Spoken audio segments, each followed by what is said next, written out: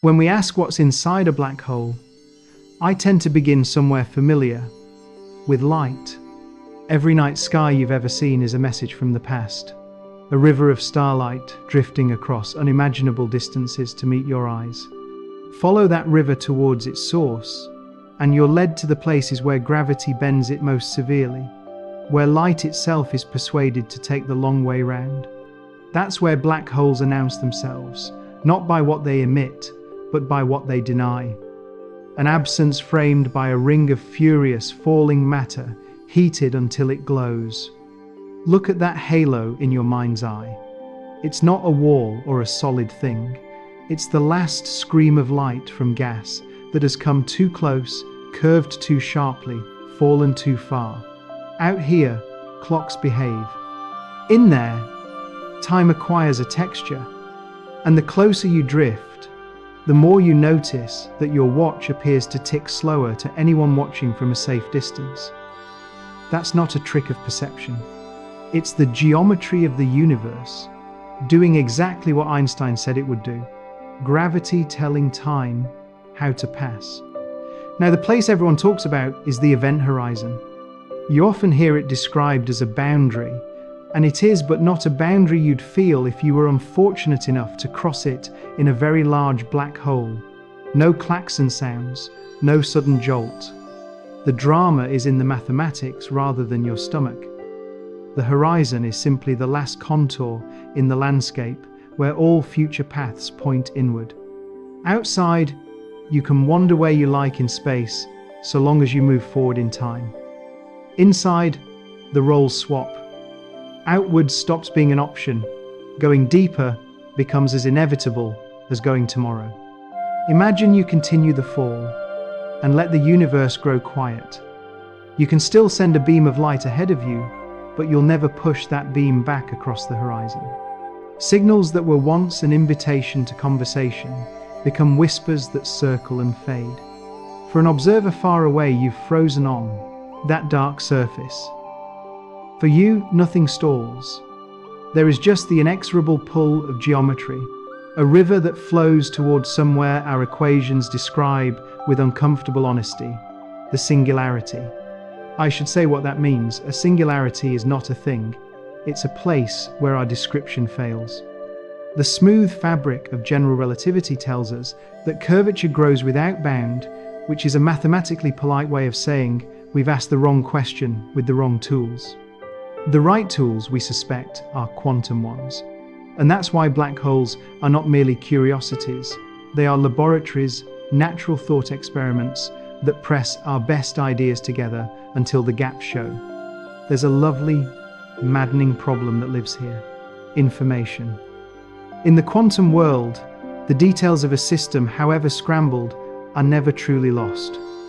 Burn a book and, in principle, the smoke and ash, remember. Toss that book into a black hole, and it seems the universe forgets. The horizon smooths. The outside grows simple. The differences between books and violins and people and planets appear to vanish into the same dark silence. But quantum theory refuses to tolerate amnesia. So we ask, where are the details hidden? One answer is that they're painted in some subtle way onto the horizon itself, encoded in the faint radiation that a black hole leaks if quantum effects are allowed to speak, bit by reluctant bit, over an immense span of time. Another answer goes further and says that inside and outside are not independent stories at all, but two chapters of the same book, bound together by entanglement across the horizon. There are more radical suggestions too, that the interior is replaced by a complex weave of quantum microstates, a sort of fuzz with no smooth center, or that a violent firewall sits at the edge, which would be a very un-Einsteinian surprise to any traveler who expected a serene crossing. We don't know, and that is the most exciting part of honest science.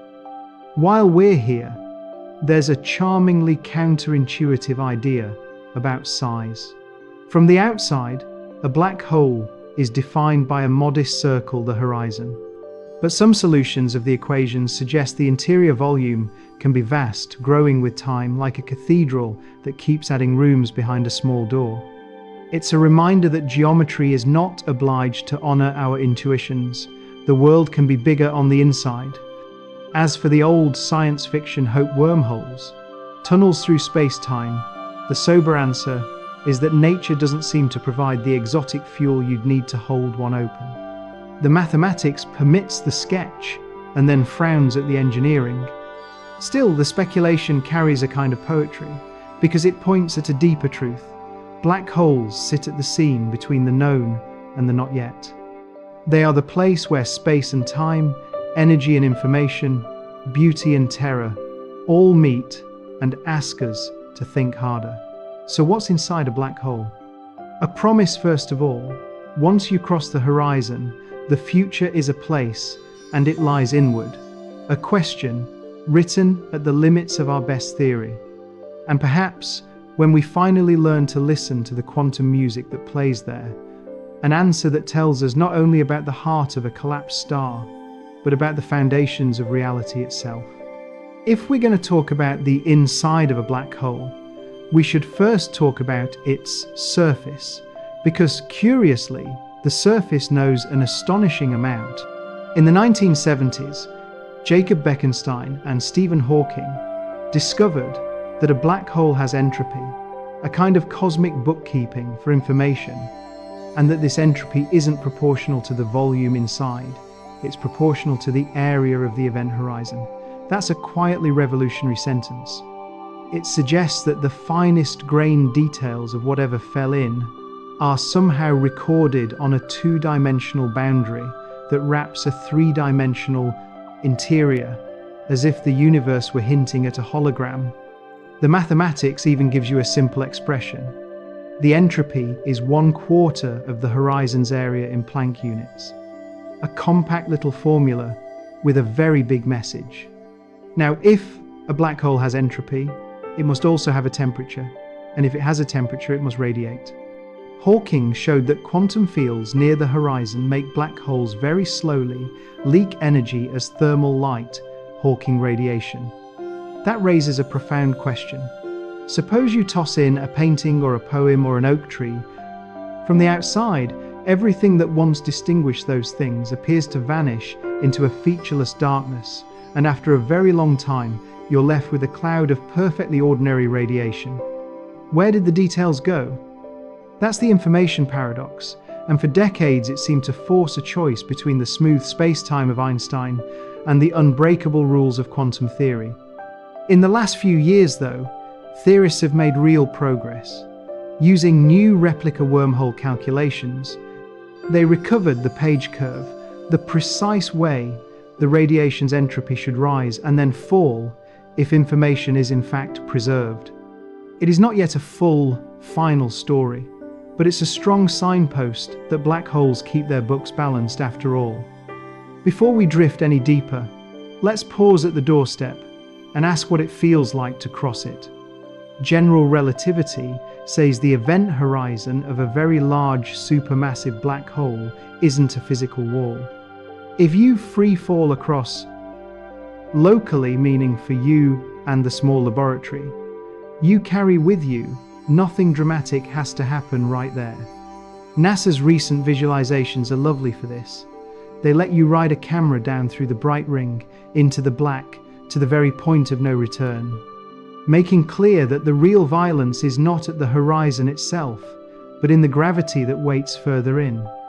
The tidal forces that spaghettify you are gentle at the horizon of a giant and become deadly only as you approach the center.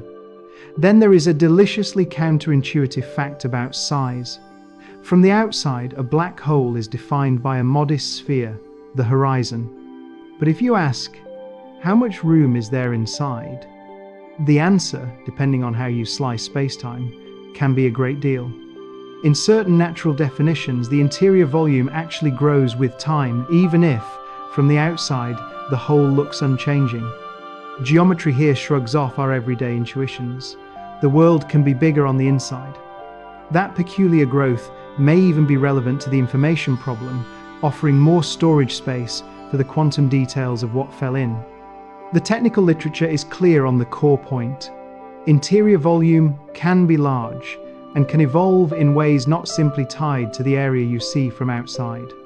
But what ultimately replaces the singularity? The place where the classical equations admit their own failure.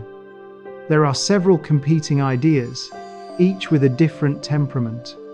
In string theory, one proposal says the entire object is a fuzzball, no empty interior with a smooth horizon, but a tangle of microscopic degrees of freedom, so the singular heart is swapped for structure, and the surface itself can encode information. It's an audacious picture, still debated, but it has the virtue of taking quantum microstates seriously. Another idea is sterner. The firewall argument says you can't have all your cherished principles at once, no drama at the horizon, unitarity of quantum mechanics, and the equivalence principle that makes free fall feel like floating and that one must give. In this view, an infalling observer doesn't drift serenely through a calm horizon at all. They hit a blaze of high-energy quanta. It's a deliberately provocative claim, designed to force us to say which principle we're willing to bend. The debate has been lively for more than a decade because each choice is costly and none is obviously wrong. There are gentler possibilities. In loop quantum gravity, for example, some models suggest that collapse doesn't end in an impossibility.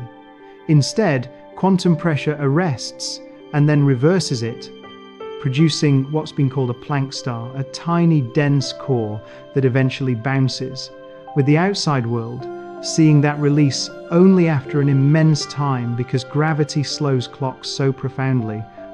It's speculative, yes, but it's a concrete attempt to replace the singularity with physics. Threaded through all of this is one more shimmering idea, that entanglement, the ghostly correlation at the heart of quantum theory, might itself be geometry.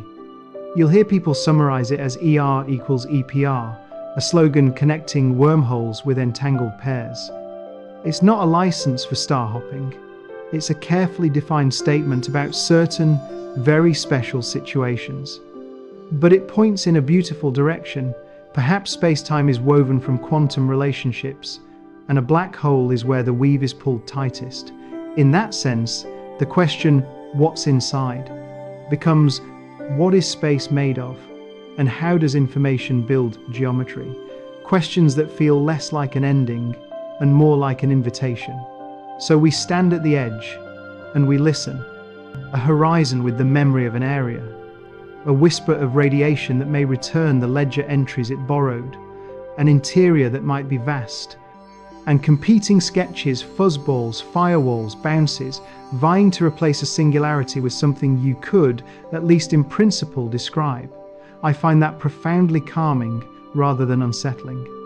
The universe is telling us, with great patience, that we haven't yet learned the last of its grammar, and in the quiet around a black hole, you can almost hear the next sentence forming.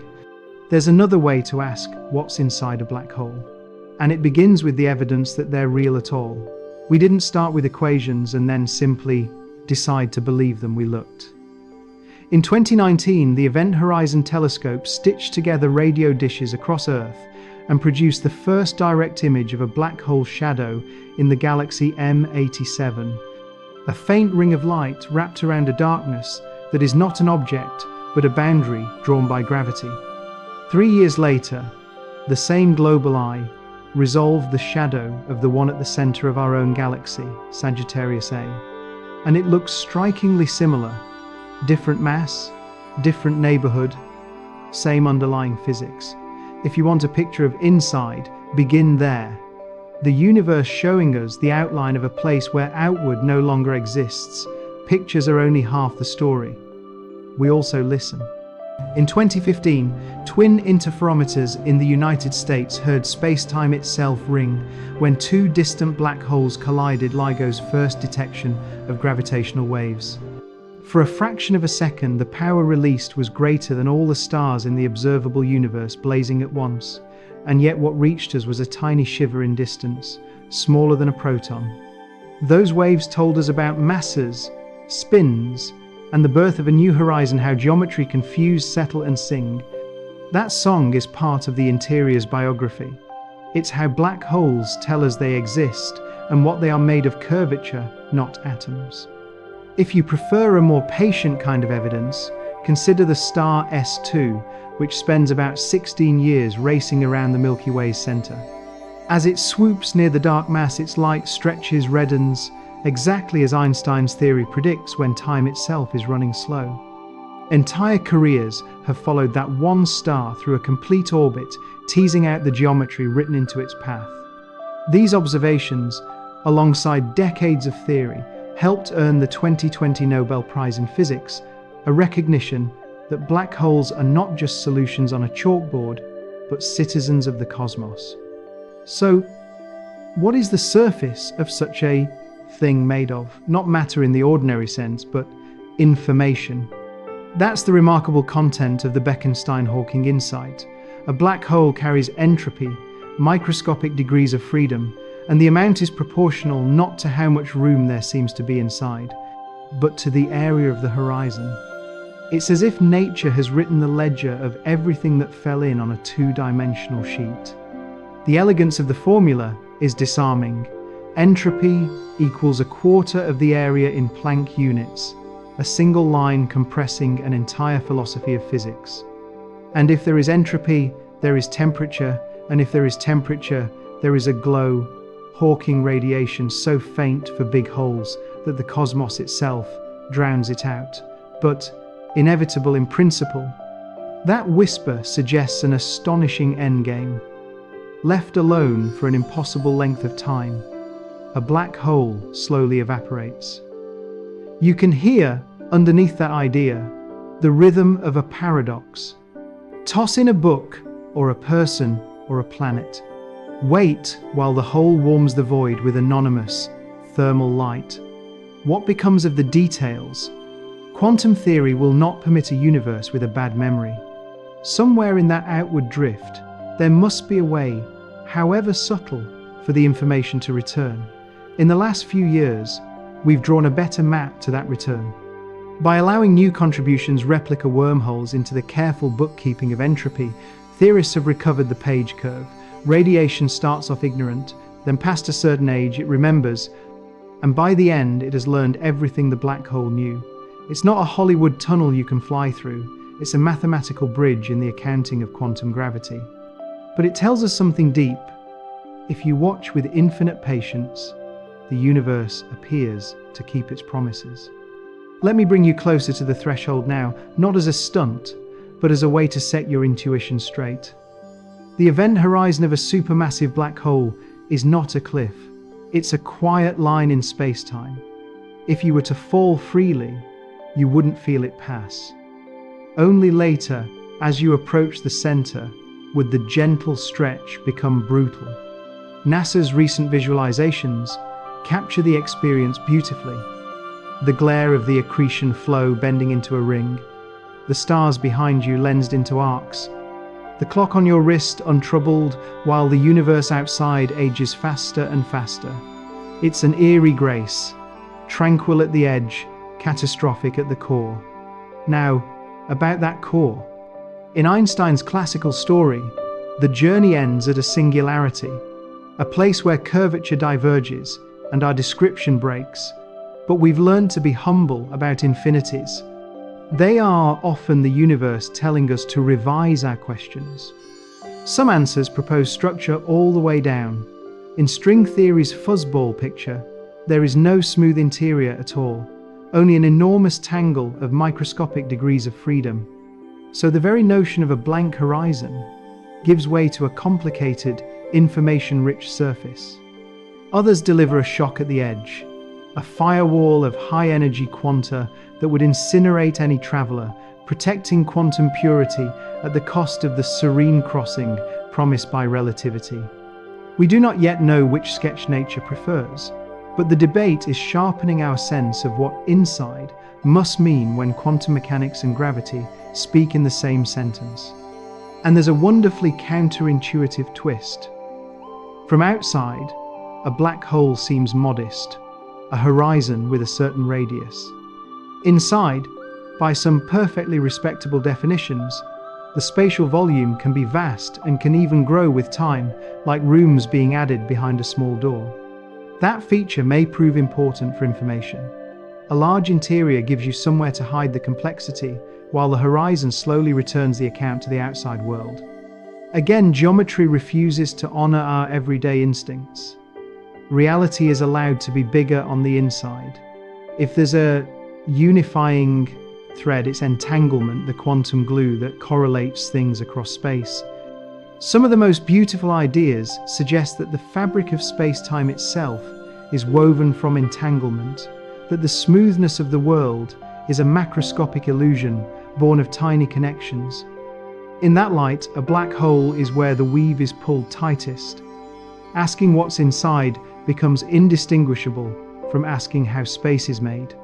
To me, that feels less like approaching a wall and more like stepping through a doorway into a deeper theory.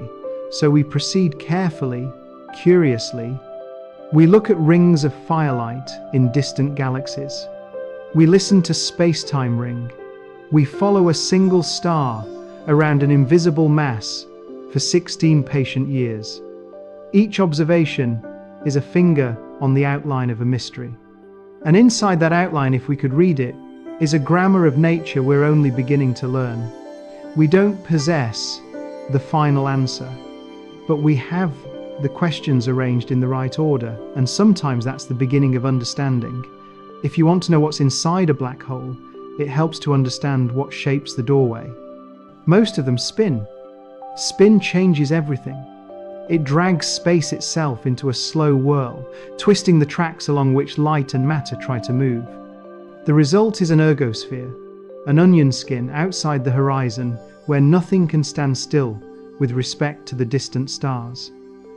In that region, rotation becomes a kind of currency. In principle, you can borrow a little of the whole spin and come away with more energy than you brought an idea first, captured as the Penrose process, and, in the astrophysical world, made practical by magnetic fields that thread the hole and tap its rotation to power jets. We see the signature of those engines in galaxies, narrow beams of energy and plasma, launched from near the horizon and stitched across intergalactic space. Theory tells us that magnetic fields can extract rotational energy from a spinning hole. The Blandford-Znajek mechanism and modern simulations fold that idea into galaxy formation models. It's a reminder that black holes are not just graves, they are also engines. Closer in, the accretion disk thins and brightens until gravity starts to win decisively. There is a last safe orbit, the innermost stable circular orbit, the ISCO inside which motion no longer loops but plunges. For a non-spinning hole, the ISCO sits at 3 Schwarzschild radii. Spin hauls it inward on one side and pushes it out on the other, sculpting the inner edge of the disk and the spectrum we observe. That boundary isn't a wall. It's the place where orbits go from barely possible to impossible. Inside, everything falls. The geometry insists. We've seen the outline of this story with our own instruments. In 2019, a global array of radio telescopes acting as a single Earth-sized lens produced the first direct image of a black hole shadow in the galaxy M87, a dim center encircled by a bright ring. Light from infalling gas, bent and boosted by gravity and motion. In 2022, the same collaboration resolved the shadow of Sagittarius A, the one at the heart of the Milky Way. Different masses, different neighborhoods, same basic silhouette. The universe is consistent like that, and we don't only look, we listen.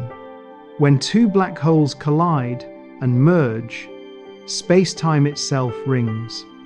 LIGO's first detection in 2015, gravitational wave 150914, was a faint ripple in the length of its arms, smaller than a proton's width. carrying the tail of two stellar mass holes, spiraling together and fusing into one.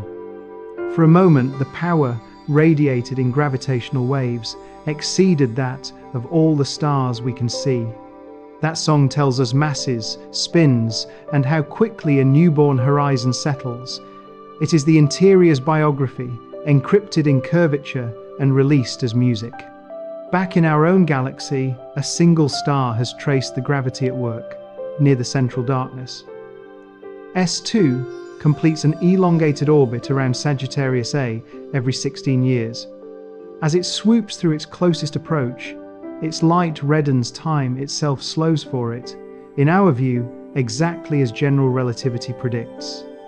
Those measurements, difficult and patient, show us that the mass at the center is about 4 million suns gathered into a region no larger than the orbit of Mercury, and that Einstein's description remains intact under that extraordinary strain. All of that evidence, seen and heard, circles one austere idea. From the outside, a black hole is simple. Mass, spin, charge, that's the no-hair lesson, the way a settled black hole presents itself to the universe. The messy details of what fell in stars, gas, planets, poems, all reduced to those few numbers, as far as any distant observer can tell. It's a startling kind of modesty imposed by gravity. And yet, quantum theory whispers that the details can't truly vanish. Somewhere in that simplicity, the fine print must be stored. That's where thermodynamics, heat, and information enters the conversation. Black holes possess entropy, and the amount doesn't scale with the volume inside, but with the area of the event horizon. It's a line so elegant you could write it on a mug. Entropy equals 1/4 of the horizon area, in Planck units. If entropy is a measure of microscopic possibilities, then the horizon is a ledger. And if there's entropy, there's temperature. With temperature comes a whisper of light, Hawking radiation, so faint for big holes that the universe itself drowns it out. But real in principle. Modern work goes further. By allowing subtle replica wormhole contributions in the bookkeeping, theorists have recovered the page curve, the way the entropy of Hawking radiation should rise, then fall, if information is preserved. It isn't the Hollywood tunnel you can fly through, it's a careful rebalancing of the accounts, but it points to a simple truth. Nature keeps its records. If you'd like to feel the crossing rather than just think it, there is a beautiful visualization from NASA. A camera falls toward a supermassive black hole, orbits briefly, and either escapes or slips through the event horizon. You see the hot ring lensed into arcs. You feel, in the way the field of stars distorts, that space is not a stage, but an actor. Crucially, for a giant black hole, nothing catastrophic has to happen at the horizon itself. The violent tides are deeper in. It's tranquil at the edge, catastrophic at the core. And still, the interior tempts us to speculate. Some say there is no smooth inside at all, only a dense weave of microscopic states, a fuzzball, where the idea of an empty interior gives way to structure, and the information sits in the very fabric. Others argue you cannot have all the cherished principles at once, and propose a firewall at the horizon, a blaze of quanta that protects quantum purity, but overturns the serene crossing promised by relativity. There are gentler ideas. In loop quantum gravity, collapse might halt and bounce, leaving a tiny core, a Planck star, that endures for an outside eternity before releasing what it stored. We don't yet know which of these sketches nature has chosen, but each is a genuine attempt to let quantum mechanics and gravity tell a single story. There's even a counterintuitive notion of size to add to the picture. From outside, the horizon can be small, measured in kilometers, or, for the giants, in millions of them. Yet by natural definitions, the interior volume can be vast and can grow with time, like rooms being added behind a small door. That quirk of geometry may matter. A large interior offers somewhere to hide the complexity, while the horizon slowly returns the account to the universe. Bigger on the inside is not just for fiction. The equations permit it. So what's inside a black hole? A place where the future points inward. A surface that behaves like memory. A laboratory where the simplicity demanded by gravity confronts the exacting honesty of quantum theory. We've traced the outline with images and with music from space-time itself. Now we're trying to read the script written on the edge. And when we can finally do that, we'll understand not only the heart of a collapsed star, but something about what space and time are made of. When a black hole spins, and most do, the very fabric of space is caught and dragged around with it. I find that image helpful. Not a whirlpool sucking things in, but space-time itself slowly stirred so that close to the hole you can't stand still with respect to the distant stars, even in principle. That stirred region is the ergosphere. Inside it there's a delightful bit of physics. You can, in principle, borrow a little of the black hole's spin and leave with more energy than you arrived. Penrose's energy extraction idea from the late 1960s. In the universe, magnetic fields make this practical. They thread the hole and act like wires on a dynamo, drawing off rotational energy to power the narrow jets we see stitched across intergalactic space. It's an elegant thought that turns a grave into an engine, and it's supported by decades of theory and observation, right up to recent Event Horizon Telescope images revealing ordered magnetic fields near our own Milky Way's central black hole.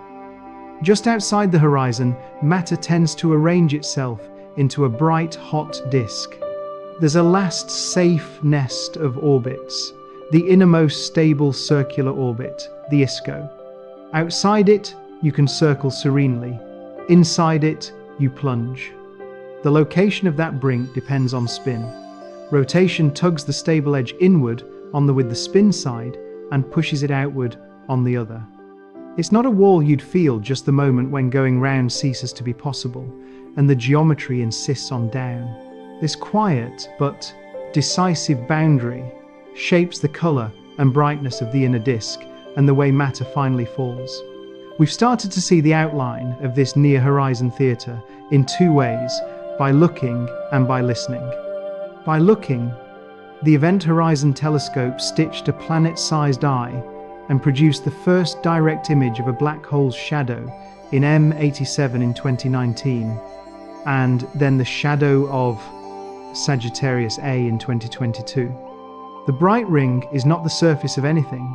It's gas heated to incandescence, light bent onto near-circular paths by gravity, before some fraction of it escapes to us.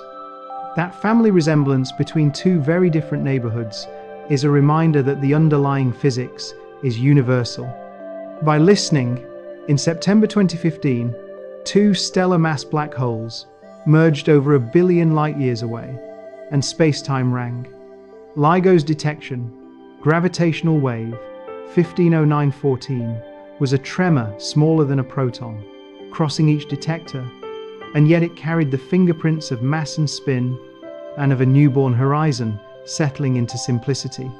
Those ring-down tones are where we begin to probe whether a finished black hole really is as austere as the mathematics suggests. Early checks have supported that austere view, which physicists call the no-hair idea. Once the drama is over, all you can measure from the outside are mass, spin, and charge. Hawking and Bekenstein added a new kind of content to that simplicity, entropy on the horizon. It's a gorgeous, compact statement. Entropy equals 1/4 of the horizon's area in Planck units, and it hints that the ledger of micro-details is kept on a two-dimensional surface that wraps a three-dimensional interior. If entropy lives there, so does a temperature, and with temperature comes a whisper. Hawking radiation, so faint for big holes that the cosmos drowns it, but conceptually inescapable.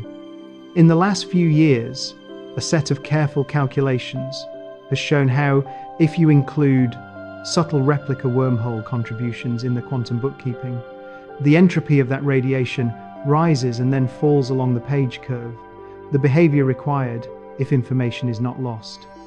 It's not a cinematic tunnel through which you and I could travel, but it is a bridge in the equations that appears to keep nature's accounts straight.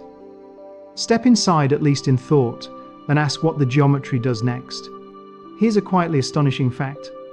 By perfectly respectable definitions, the interior spatial volume of a black hole can be enormous and can grow with time even as the horizon, to an external observer, looks unchanged.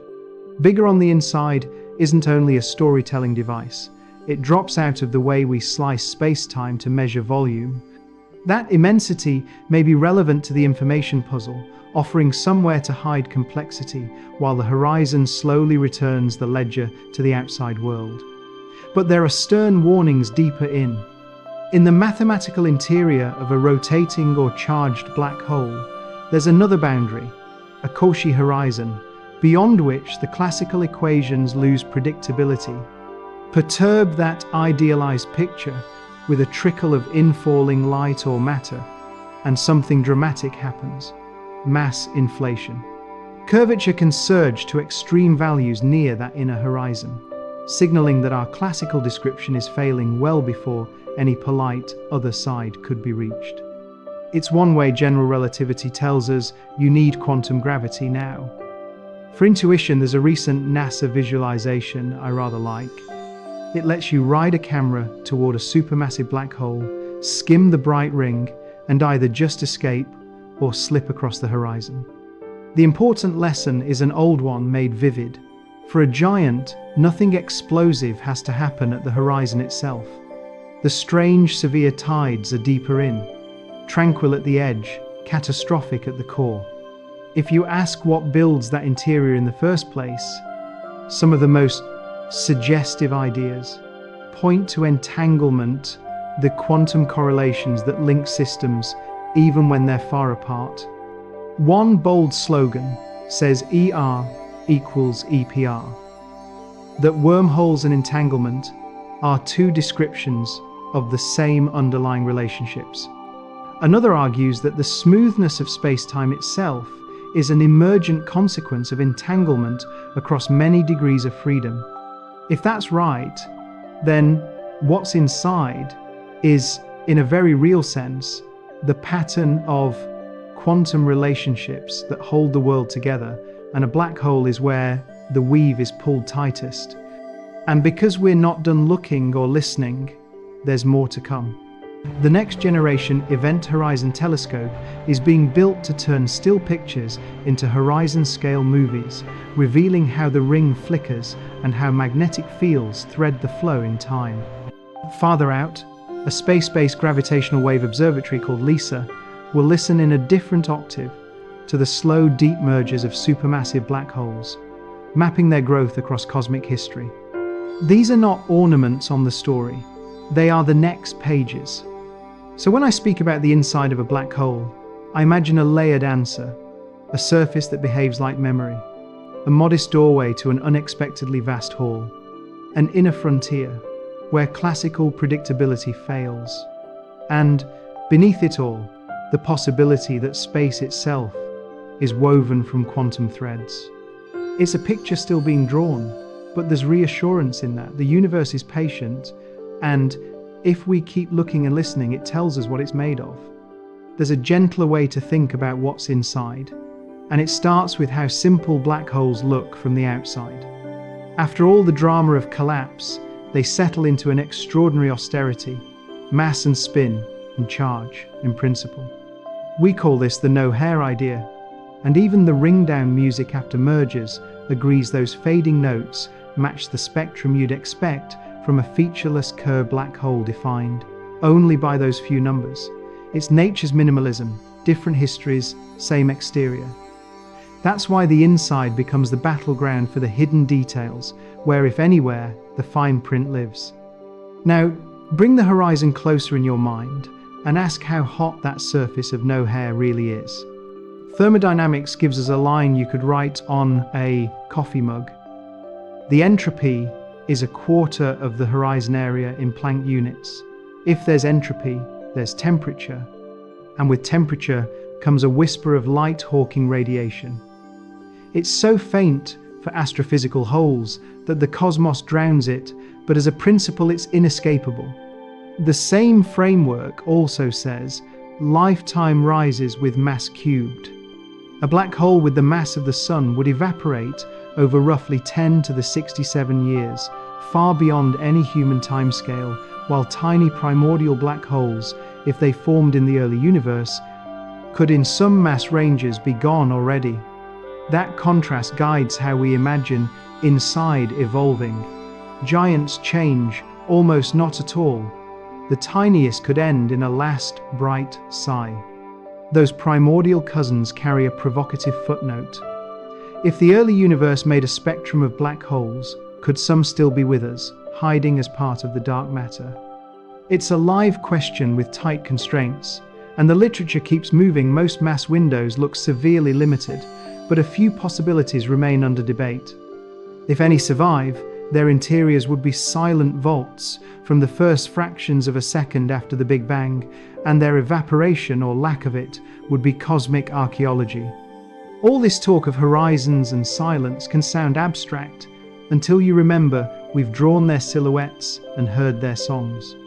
The Event Horizon Telescope's images of M87 in 2019 and Sagittarius A in 2022 showed the same gravity-sculpted ring, despite wildly different masses and environments, starlight and plasma tracing the last stable, orbits before the fall. Meanwhile, LIGO's first detection in 2015 caught two stellar mass holes colliding, the newborn horizon ringing itself smooth. Between those pictures and those waves, we're not just speculating about inside, we're tracing its boundary and timing its birth. Spin is the quiet conspirator in this story. Most black holes rotate, and rotation drags space-time around with it. Just outside the horizon lives the ergosphere, where nothing can sit still relative to the distant stars. In that stirred region, you can in principle borrow a little of the hole's rotation and leave with more energy than you arrived. Penrose's extraction idea. In the real universe, magnetic fields thread the spinning hole and make that extraction practical, powering the narrow relativistic jets we see sewn across intergalactic space, the Blandford-Znajek engine. It's a reminder that a black hole isn't only an end, it's also a machine. Inside the bright, hot disk of infalling gas, there's a last safe track, the innermost stable circular orbit, the ISCO. Outside it, matter can circle. Inside it, everything plunges. Spin tucks that brink inward for prograde orbits and pushes it outward for retrograde ones, sculpting the inner edge of the disk and the spectrum we observe. It isn't a wall you would feel only the moment when around ceases to be possible and geometry insists on down. And then there's the mind-bending question of size. From the outside, a horizon is modest, kilometers for stellar holes, millions for giants. But if you define volume in a natural covariant way inside, you discover an odd generosity. The interior spatial volume can be enormous and can even grow with time, sometimes continuing to increase as the exterior area stays nearly the same or gently shrinks. Bigger on the inside isn't only for fiction, it falls straight out of the equations, and that abundance of room may matter for where the sequels aft. Complexity of what fell in can live, while the horizon slowly balances the books with Hawking's whisper. Classical relativity draws one more stern line deeper in, for spinning or charged holes, an inner boundary called the Cauchy horizon. Idealized solutions suggest a passage. Realistic ones warn of mass inflation, where even a trickle of radiation turns that inner horizon into a place of explosive curvature, wrecking predictability and demanding a quantum description. It's the theory's way of telling us we've reached the end of classical language. Whatever inside becomes beyond that. It is written in quantum gravity's script. We're also getting better at making the journey intelligible. NASA's recent supercomputer visualizations let you ride a camera towards a supermassive hole, skim the ring, and either escape or slip across the horizon. The crucial lesson is an old one made vivid. For a giant, nothing dramatic must happen exactly at the horizon. The catastrophic tides are deeper in. That felt, difference tranquil edge, violent core anchors the intuition behind all the mathematics. And if you're wondering why I keep circling back to language and cadence, inviting you to imagine, to walk with me a step at a time, it's because that's how I think about these things too, as a conversation between evidence and ideas. In a favorite interview, I'm asked to reconcile wonder with precision. The answer, I think, is that we don't have to choose. We can be precise about what we know: rings of light, waves in space-time, ledges on horizons, and still admit, with proper awe, that the room behind the small door might be larger than we can yet describe. So when you ask what's inside, I'd say a future that points inward, a surface that keeps a careful account, an interior generous with space, and at the deepest layer, a message written in a quantum hand we're still learning to read. When people ask me what it feels like to be near a black hole, I usually say it's less like meeting a monster and more like wandering into a new grammar for time. Imagine hovering safely far away while a companion drifts toward the edge. Their clock, to you, appears to slow. The light from their torch reddens and fades. That isn't poetry, it's prediction.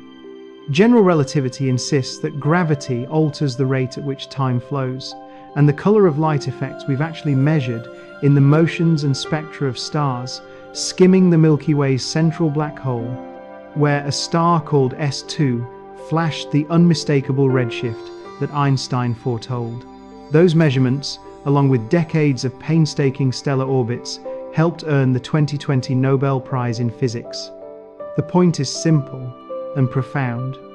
The nearer you are to a deep gravitational well, the more time itself is bent. What then happens at the boundary, this event horizon we keep talking about? Our best photographs and our best symphonies agree. The photographs are the donut-like rings around M87 and Sagittarius A, taken by the Event Horizon Telescope. The symphonies are the fading notes, the ringdown that LIGO heard as two smaller holes merged and the newborn horizon settled. Two very different senses, one shared message. Horizons are real and remarkably featureless from the outside. Different histories collapse to the same few facts. Mass and spin charge, if you can keep it, the austere, no-hair portrait of a black hole. Now there's an alluring twist to that simplicity. If the horizon really is a kind of thermodynamic system, with a temperature so tiny for astrophysical holes that it's effectively silent, then the entropy, the hidden microstates, scale with the area of the horizon, not the volume. This is the Bekenstein-Hawking insight, distilled into one line you could almost doodle on a napkin. The entropy is a quarter of the area in Planck units, from that follow two striking consequences. Black holes radiate ever so faintly, and their lifetimes climb roughly as the cube of their mass.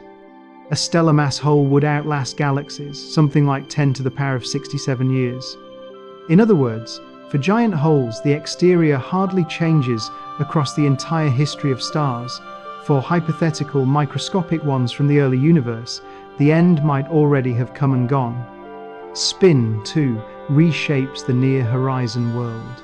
A rotating hole drags space itself into a whirlpool, creating an ergosphere where nothing can remain still.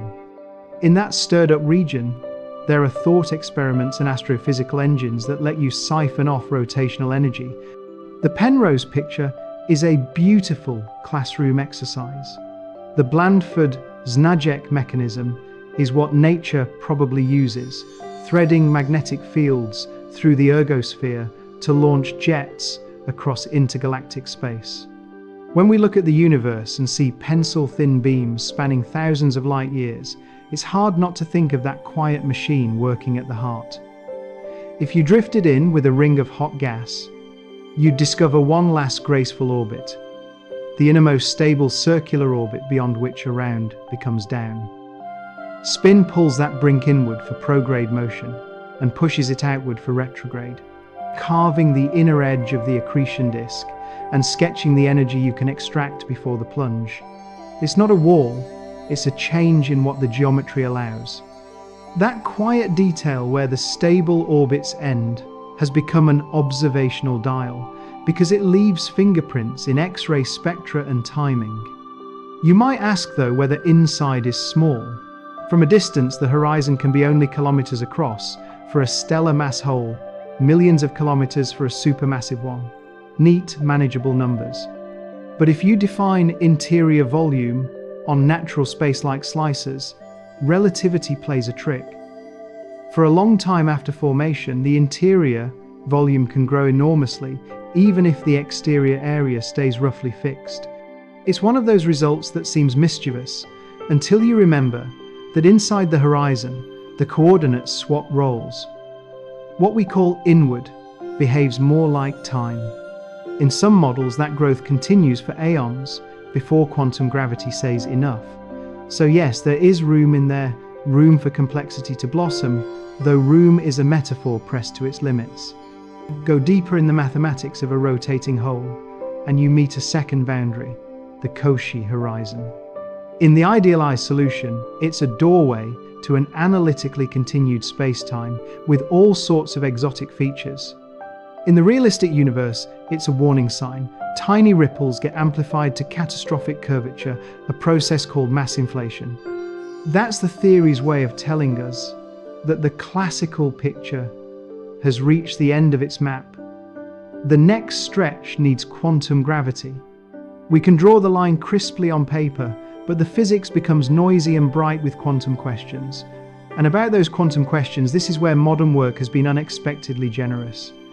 In the last few years, theorists have learned how to compute the fine-grained entropy of Hawking radiation in certain solvable models, and they've found exactly what unitarity demands: a page curve that rises, turns over halfway through the hole's life, and falls to zero by the end. The replica wormhole island formula language is a mouthful, but the moral is friendly. The bookkeeping can be done without abandoning quantum mechanics. It's still an achievement in models, not yet a derivation for real astrophysical holes, but it's movement, genuine movement toward an answer.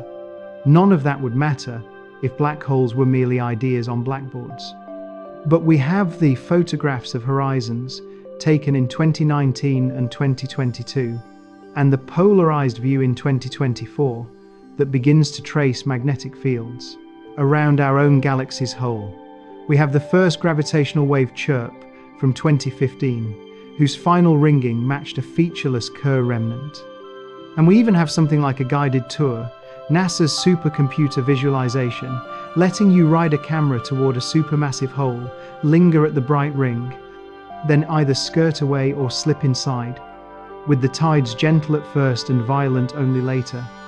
These aren't metaphors. They're measurements and models that let the mind's eye practice. Sometimes in interviews I'm asked whether black holes are frightening. I think of them as stern teachers. They don't shout, they set conditions.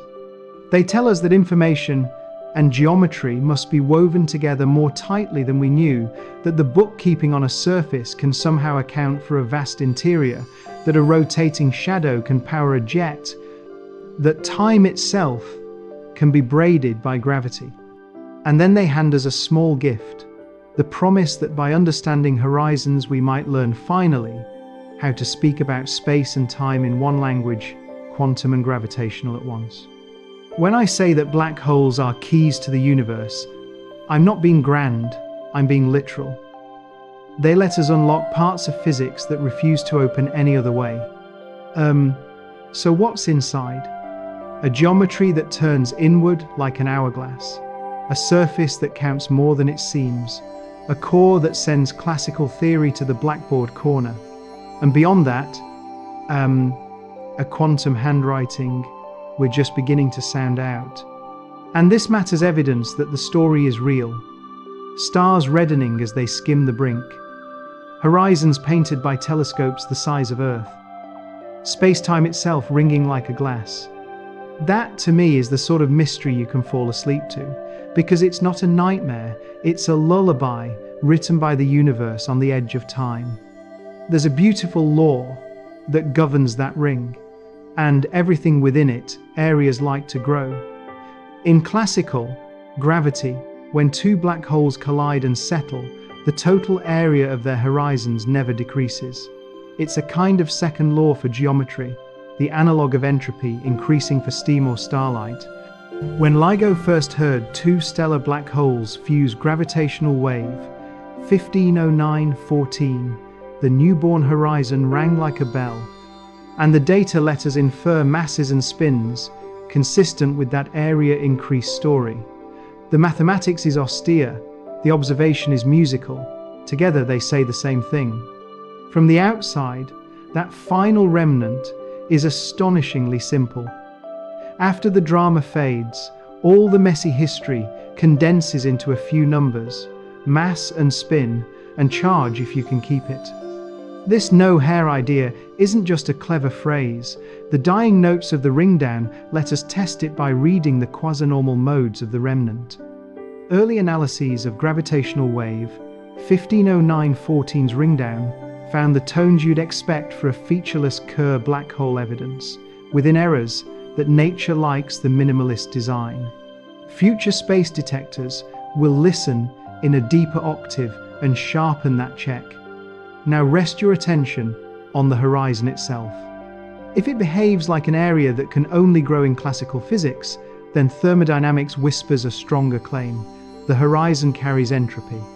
In the 1970s, Bekenstein and Hawking gave us the line that lives on coffee mugs: entropy equals 1/4 of the horizon area in Planck units, implying a temperature and a vanishingly faint glow, Hawking radiation. That glow guides the long fate of inside. Stellar holes live absurdly long, tiny ones would evaporate quickly. However faint the whisper, it completes the circle between geometry, heat, and information. Information is where the inside becomes a ledger. If the whole glows thermally, where do the delicate details of what fell in go? In the past few years, a new toolkit replica wormholes and islands has recovered the page. Curve, the specific rise and fall pattern the radiation's entropy must follow if information isn't lost.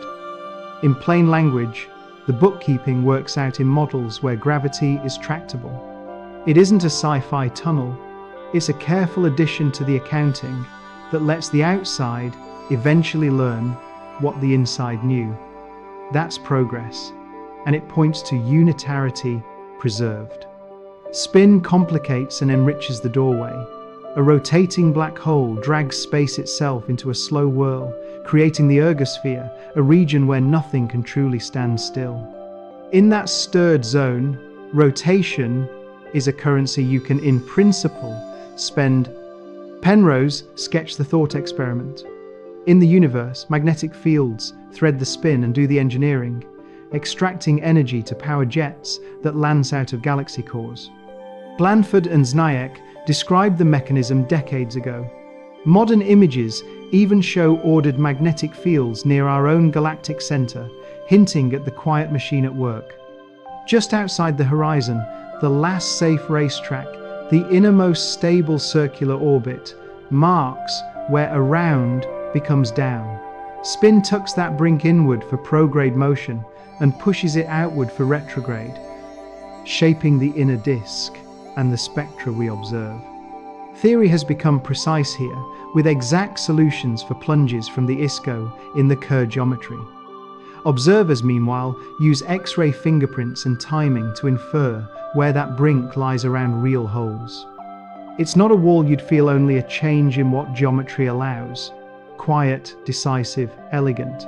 And then there is size, which refuses to behave.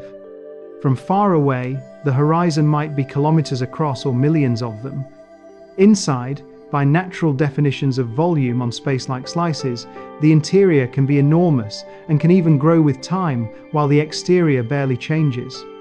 The first clear argument came from Christodoulou and Ravelli. Later works showed similar surprises in more exotic spacetimes. Bigger on the inside turns out not to be whimsy, but geometry, all the more reason to expect room for complexity to live, while the horizon slowly balances the books. Go deeper in the equations of a rotating hole, and you meet a second boundary, the Cauchy horizon. In the ideal analytic picture, it's a passage. In realistic ones, it is a warning. Even a trickle of incoming or outgoing radiation gets blue shifted and amplified, driving mass inflation and blowing up curvature. Nature's way of saying the classical map ends and quantum gravity must take over.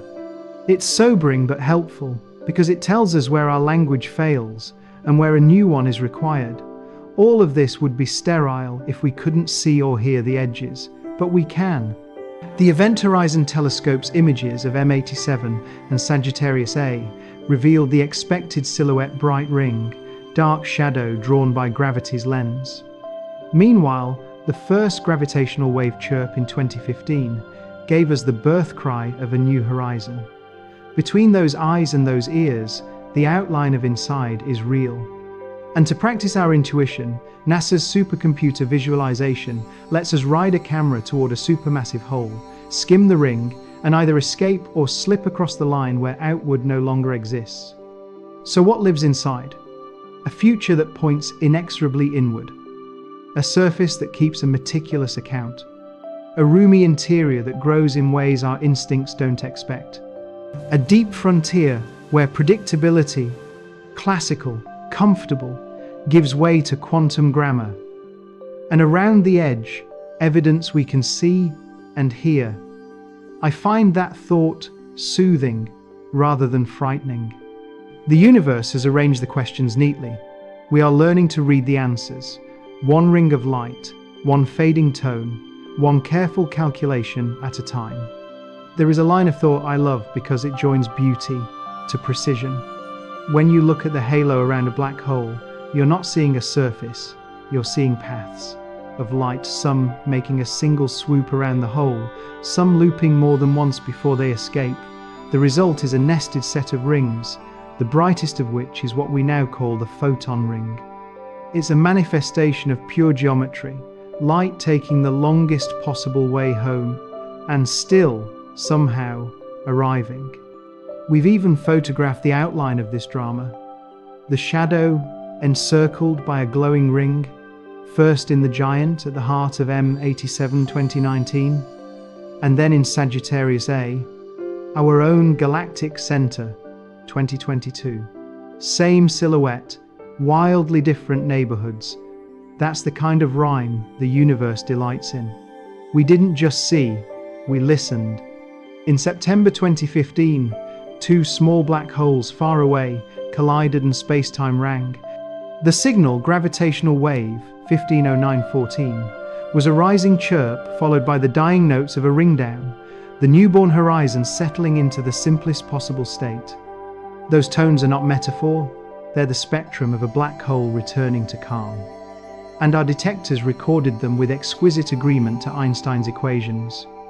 It was the first direct detection of gravitational waves and an audible biography of a freshly minted interior.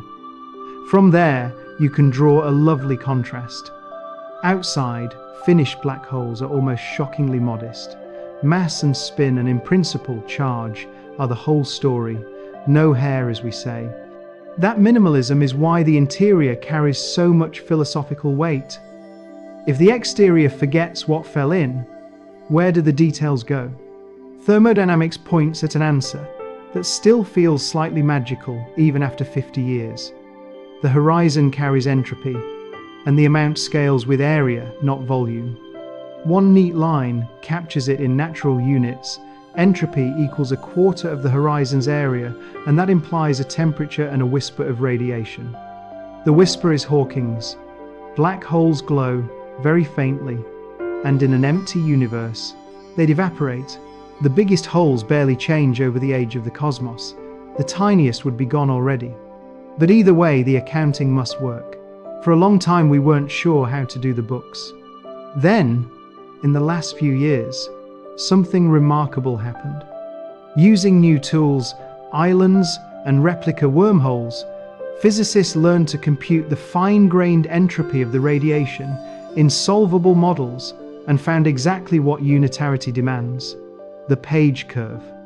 The radiation starts off ignorant, then, beyond a certain age, remembers more and more, ending with a complete recollection. It isn't a science fiction tunnel you can fly through. It's a correction to the ledger that keeps quantum mechanics intact.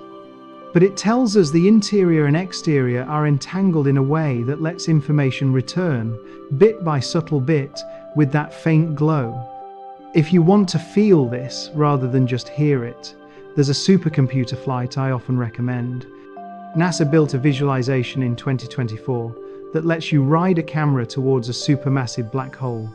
The sky behind twists into arcs, the accretion ring thickens and multiplies, and, depending on how you steer, you either slingshot away or you cross the horizon.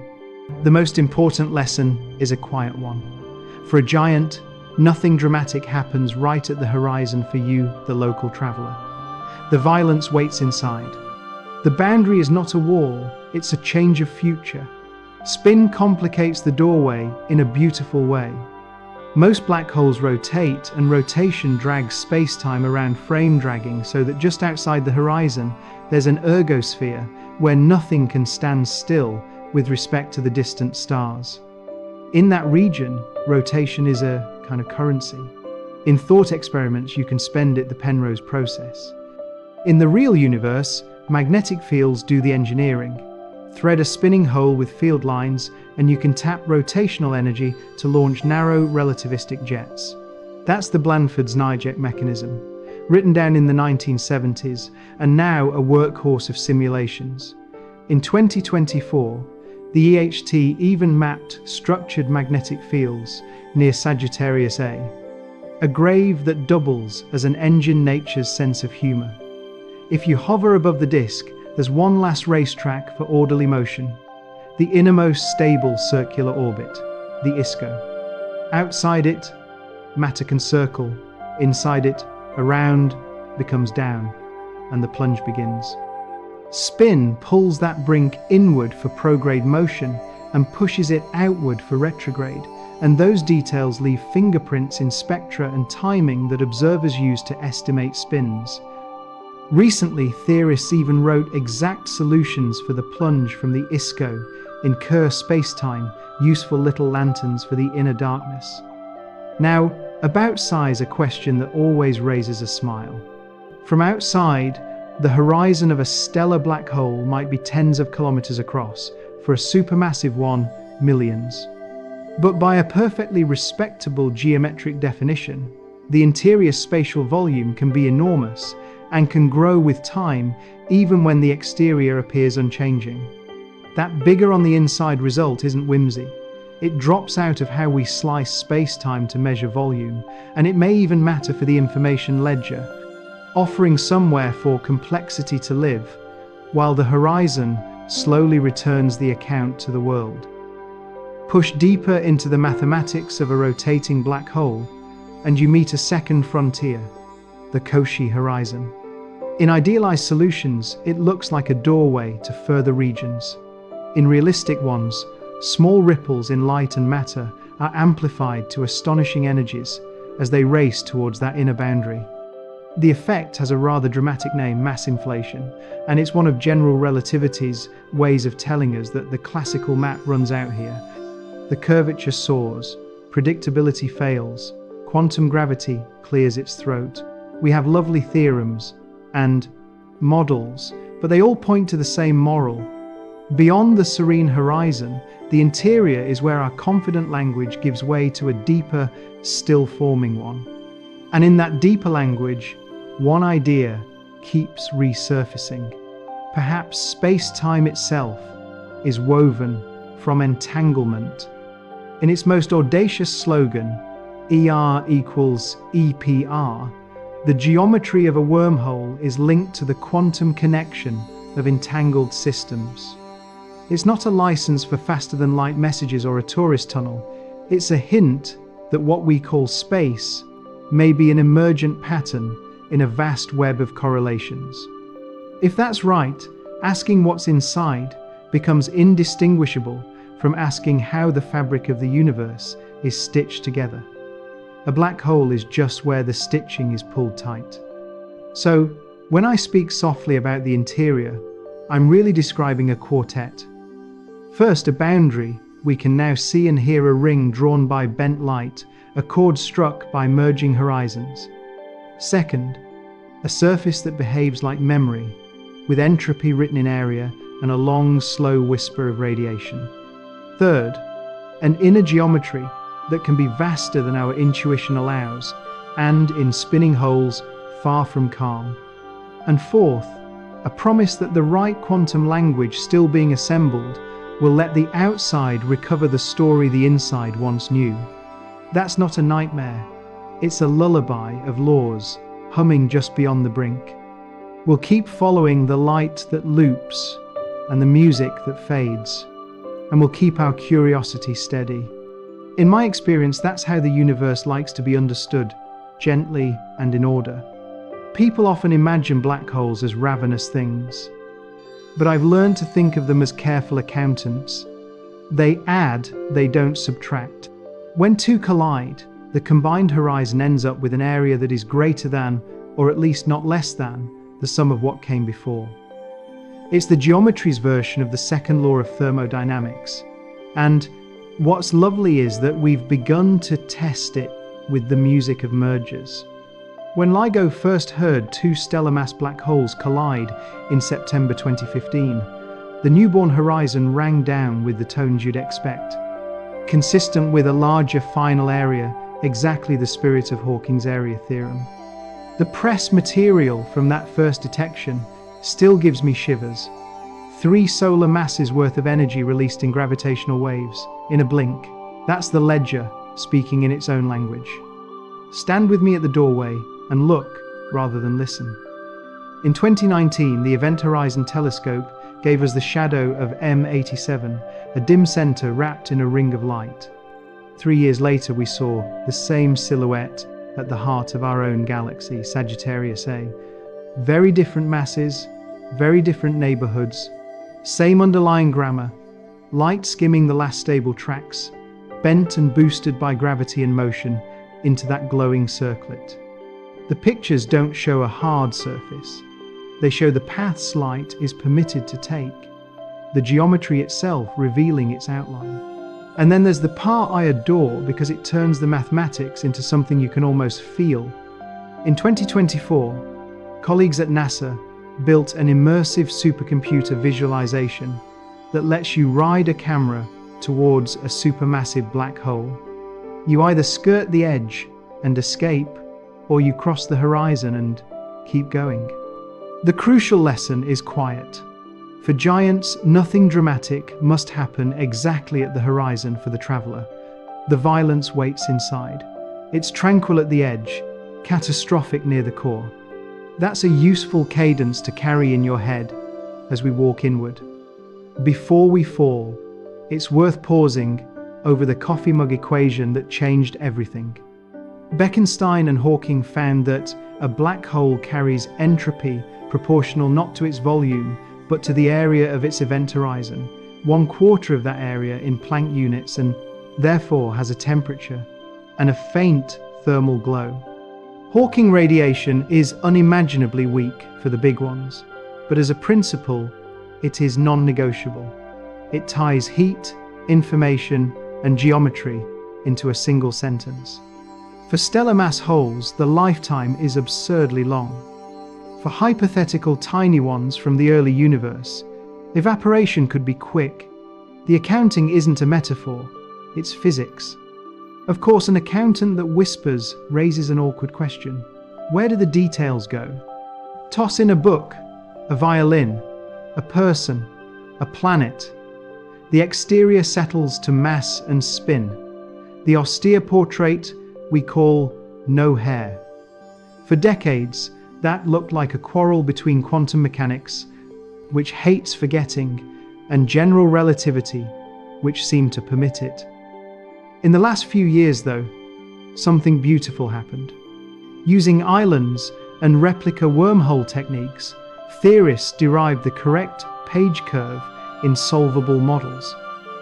The radiation's entropy rises, then turns over, and ultimately returns the information in principle. It's not a sci-fi tunnel, nothing you could fly through, but it is a bridge in the bookkeeping that keeps quantum mechanics honest. Now, almost all real black holes spin, and spin drags space-time around with it. Just outside the horizon is the ergosphere, where nothing can quite stand still relative to the distant stars. In that stirred region, rotation is a kind of currency. Penrose showed in thought how you might spend it. In nature, magnetic fields do the engineering. Thread a spinning hole with field lines, and you can tap its rotational energy to launch narrow, relativistic jets, the essence of the Blandford-Zanejac mechanism. We've begun to glimpse the ordered magnetic fields near our own galactic center in polarized EHT images. The universe, it seems, has been running a quiet dynamo at the lip of darkness for eons. If you hover over the disk, there's a last, graceful racetrack. The innermost, stable circular orbit. Outside it, motion can be a loop.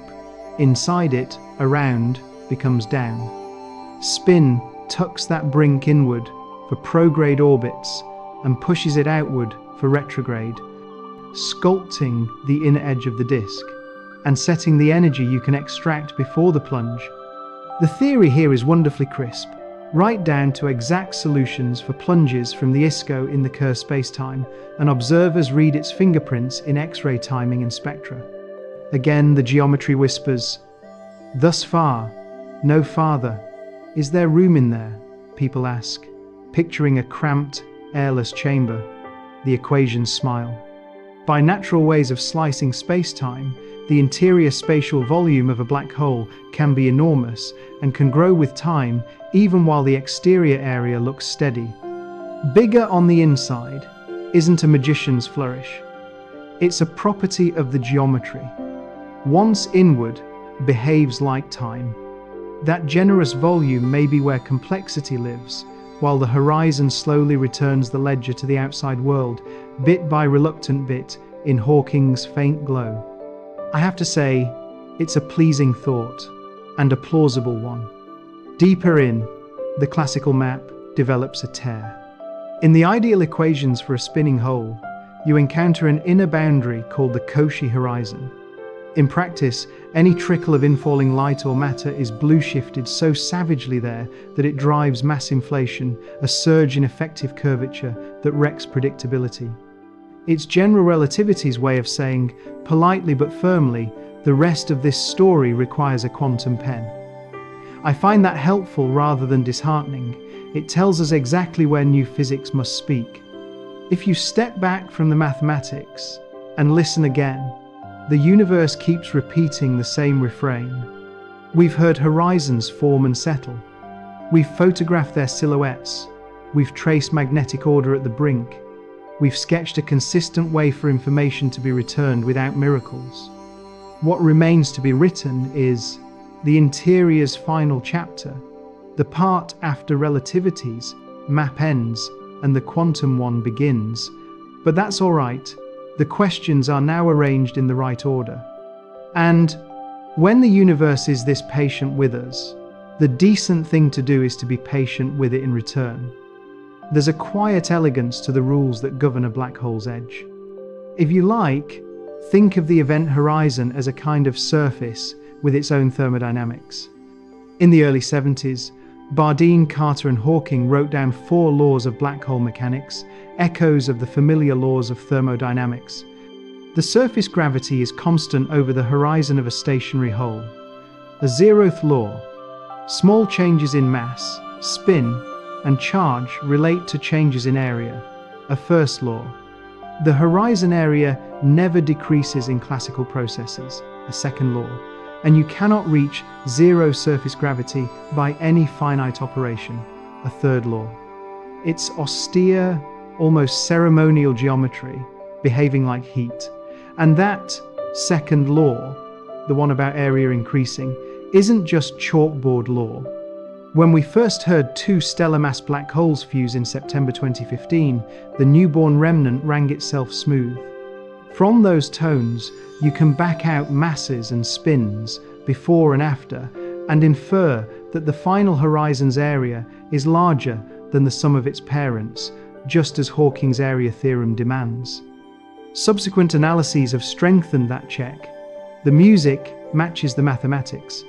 If horizons have laws, they might as well have personalities. One enormously useful persona is the membrane. In the membrane paradigm, you pretend purely as a calculational trick that the horizon is a thin physical film, a Planck length above the true boundary. To an outside observer, that film conducts, resists, and flows. It has a surface resistivity of roughly 4 pi in natural units, about 377 ohms in the language of circuits, and it obeys tidy versions of Ohm's law and fluid dynamics. I like this picture because it makes the near horizon world feel hands-on and helps you see why magnetic fields threading a spinning hole can pull energy out to power jets. It turns an abyss into something you can wire up. Spin, meanwhile, stirs the doorway itself. A rotating hole drags space around it, creating an ergosphere where nothing can stand still relative to the distant stars. In that stirred zone, you can, in principle, borrow rotation and leave with more energy than you arrived, the Penrose idea. Nature's way of doing the engineering is magnetism. Thread those field lines through the ergosphere, and you build a dynamo, the Blandford-Znaiec engine, capable of launching jets that stitch galaxies end to end. We've now seen ordered magnetic structure right at our own galaxy's black hole, Sagittarius A, in polarized images released in 2024. The Milky Way's central darkness wears a spiral of magnetism. And the pictures themselves, the famous rings, are no longer thought experiments. In 2019, the Event Horizon Telescope showed us the shadow of M87, and in 2022, that of Sagittarius A.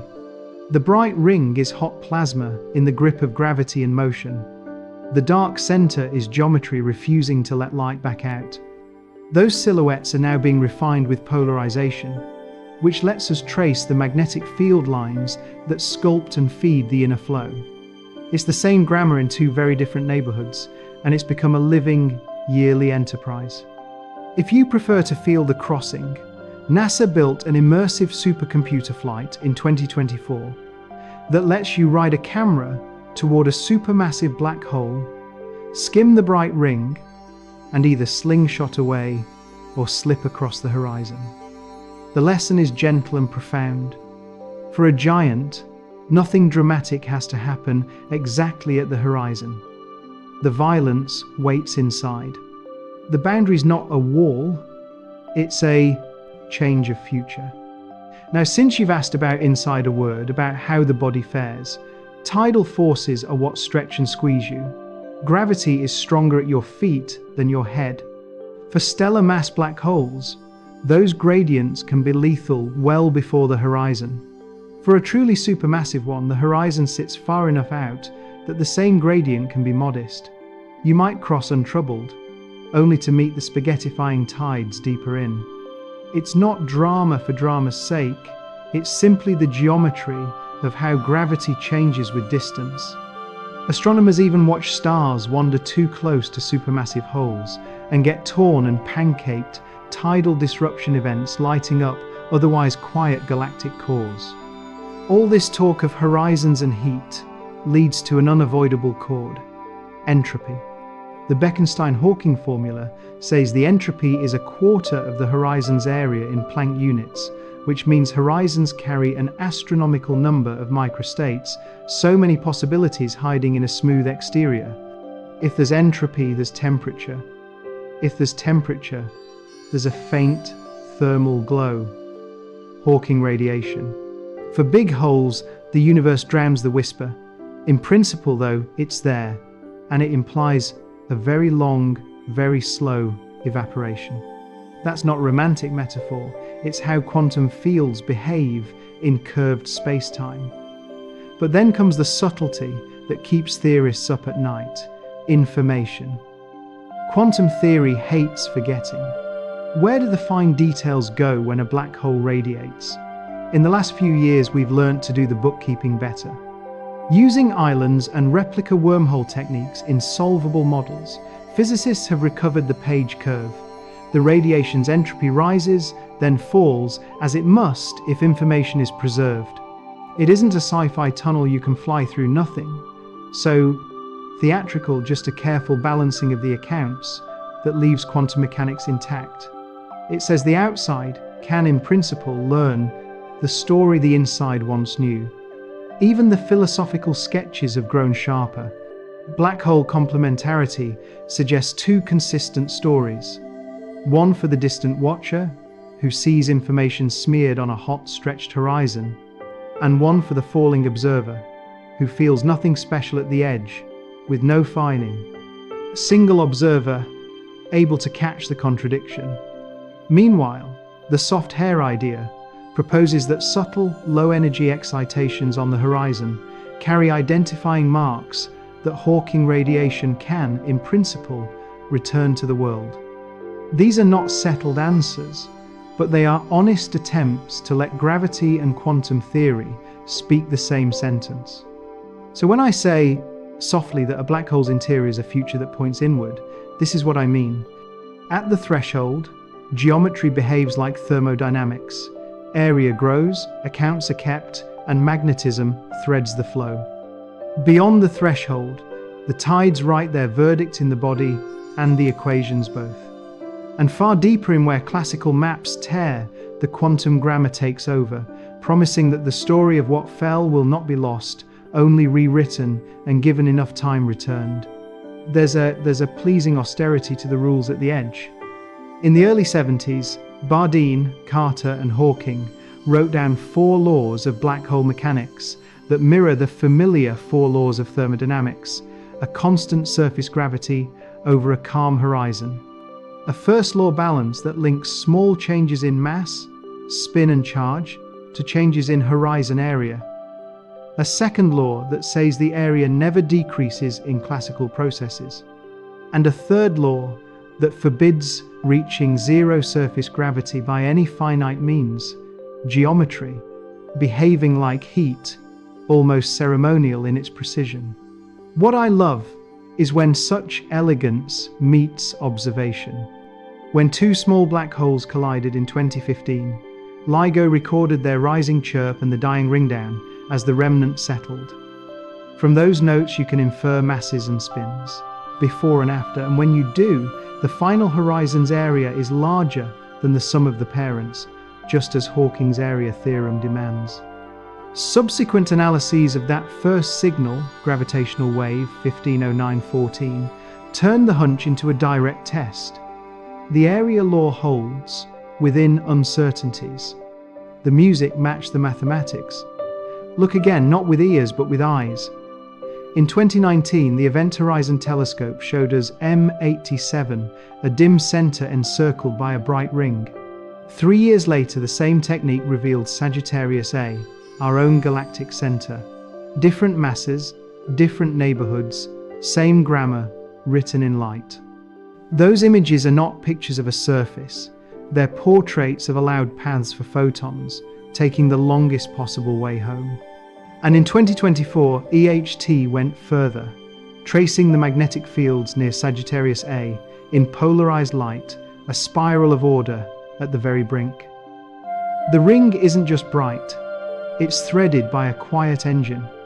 If you'd like to feel the geometry, there's a supercomputer flight I recommend. NASA built an immersive visualization that lets you ride a camera toward a supermassive hole. The background sky warps, the ring multiplies, and you either slingshot away or slip across the horizon. The important lesson is gentle.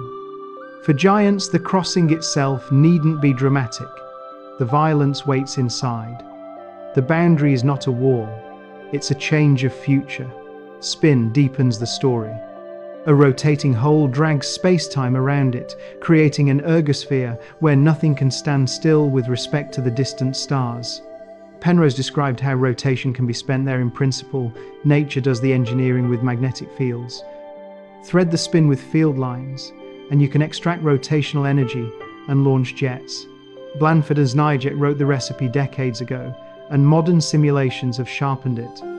The polarized images around Sagittarius A and their striking resemblance to M80 hint that strong ordered fields are a common feature, sustenance for jets even when we haven't yet seen them, a grave that doubles as an engine. From just outside the edge, thermodynamics speaks.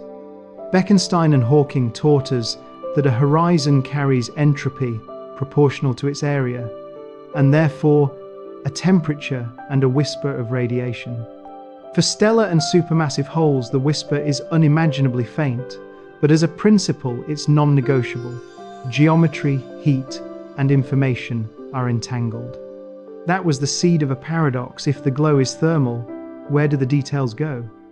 And, recently, part of its resolution, calculations using islands and replica wormholes now recover the page curve in solvable models. The radiation's entropy first rises, then falls, as it must if information is preserved. It isn't a science fiction tunnel. It's careful bookkeeping that lets the outside eventually learn what the inside once knew. The horizon also invites a hands-on picture.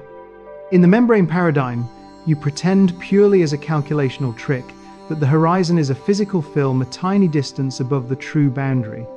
To an outside observer, that stretched horizon conducts, resists, and flows. You can even assign it a surface resistivity of about 377 ohms. It's not that the abyss becomes a literal object, it's that the equations at the edge behave as if there were a tangible sheet you could wire up. It's an engineer's way to make sense of how fields and currents dance at the brink, go inward, and orbit ceases to be a loop. The innermost stable circular orbit, the last graceful racetrack marks, where around becomes down. In a spinning Kerr geometry, that brink moves inward for prograde motion and outward for retrograde, shaping the inner disk and the energy you can extract before the plunge.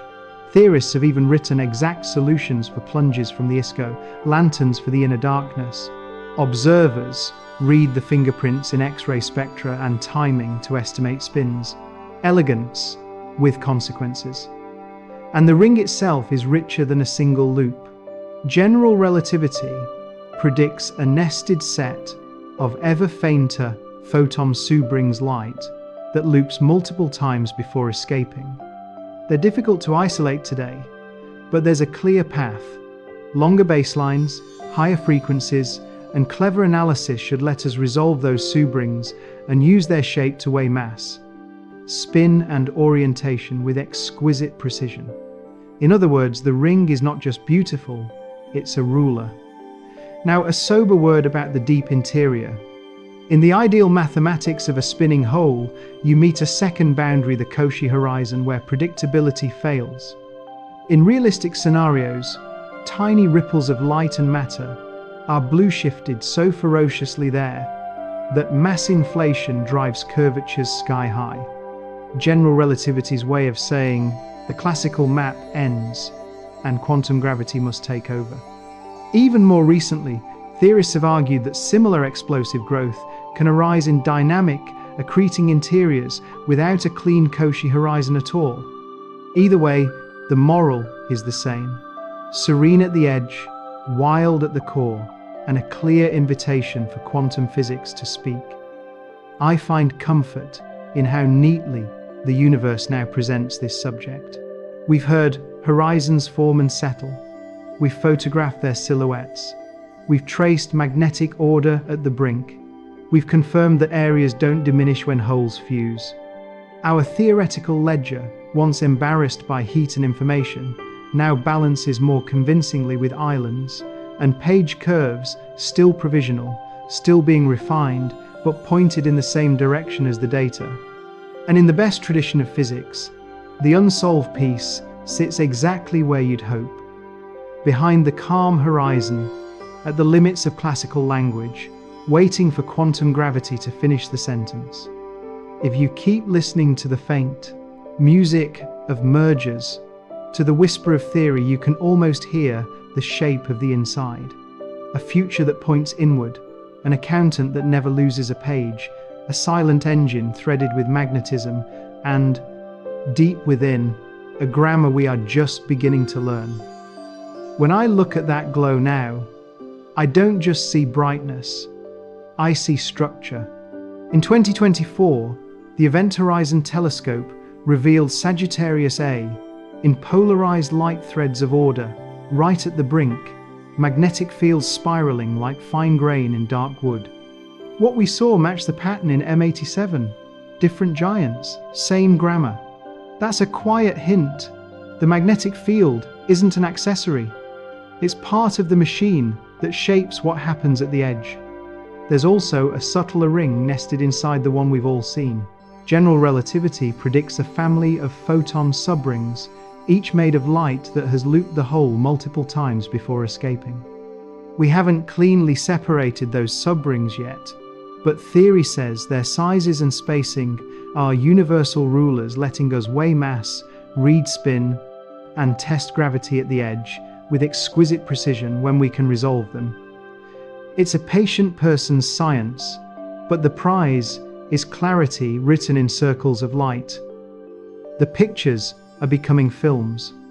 The next generation Event Horizon Telescope, an expanded faster array, aims to make horizon-scale movies, tracking how the ring flickers, how the magnetic field threads the flow, how blobs of plasma orbit and plunge, 2 colors in the millimeter band, more stations, finer baselines. The goal is to watch the geometry breathe in real time. Imagine seeing the photon ring brighten, dim, and drift as hot clumps complete half a loop and fall. That's not science fiction. It's a technical roadmap under construction. If you'd like to feel a crossing with no risk to your bones, there's a beautiful supercomputer flight that lets you ride a camera down. The sky warps into crescents, the ring multiplies, and depending on how you steer, you either slingshot away or you slip inside. The essential lesson is gentle. For a giant, nothing violent has to happen at the horizon itself. The brutality waits deeper in.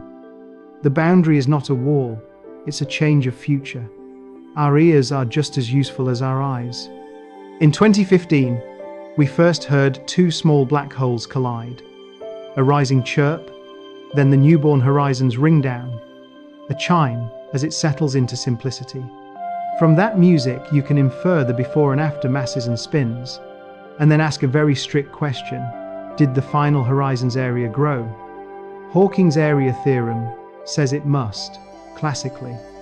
In 2021, a careful analysis of that first signal confirmed the theorem's spirit with high statistical confidence. Not a shout, but a clear nod from nature. Geometry keeps its second law promise. Closer to home, there's a star called S2 that skims our galaxy's central darkness every 16 years. In 2018, as it dove through closest approach, its light stretched to red, exactly as Einstein said it should when time runs slow in deep gravity. Watching that single star redden and then recover was like seeing a clock's hands hesitate and then resume an intimate local proof that the grammar we've been discussing really does live in the sky above us. Now, because you asked what's inside, here's a quiet fact that never fails to make me pause. By a natural way of measuring, the interior volume of a black hole can be enormous, much larger than the modest sphere you infer from outside, and it can grow with time, even if the exterior looks unchanged. Bigger on the inside is not a storyteller's flourish. It falls out of the way, space and time swap duties beyond the horizon. It doesn't mean there's a pleasant room waiting. It means the geometry allows more room for complexity than our instincts expect. And because the universe is kind, it gives us 2 new instruments to keep learning without rushing. One will fly. LISA, a space-based gravitational wave observatory that will listen to the slow, deep songs of supermassive black holes spiraling together across the cosmos. Where ground-based detectors hear the quick chirps of stellar black holes, Lisa will hear the bass notes galactic centers courting over months and years, mapping the growth of giants and the fabric of space-time around them. The first launch window sits in the mid-2030s. The preparation has already begun. The other instrument is a change in how we add up the books. For decades we had a paradox. The horizon seems to smooth and forget. Quantum theory refuses to. Recently, in solvable models of evaporating black holes, new calculations that include replica wormholes have recovered the page curve, the specific rise and fall of radiation's entropy that unitarity demands. It's not a tunnel you can stroll through. It's a correction to the accounting that lets the outside, in principle, learn what the inside knew. I find that comforting. It says the universe balances its ledgers without tearing up its laws. Stand with me, just here, and let the scene breathe. The polarized ring tells us the field lines twist and hold. The Subrings promise rulers nested in light. The movies will show the edge in motion. The audio confirms horizons add area when they fuse. A single patient star proves time can be bent and stretched. The interior may be generous with volume, and a spaceborne ear will soon listen for the deepest marriages of gravity. It's a calm, coherent chorus. The outside whispering what the inside must be like. What does that leave for the traveler who crosses? A soft crossing for a giant, then deeper in, the tides. For a rotating hole, a stirred zone, the ergosphere where nothing can stand still with respect to the distant stars. Further down, the place where classical predictability misbehaves and quantum grammar needs to take over. I'm often asked if that inner region frightens me. It doesn't. It's the part of the map where our present language ends and the next begins. And the signs we've gathered, rings, songs, ledgers, and laws, suggest that when we learn to speak that next language well, the story we tell about inside will rhyme with everything we've already seen and heard at the edge.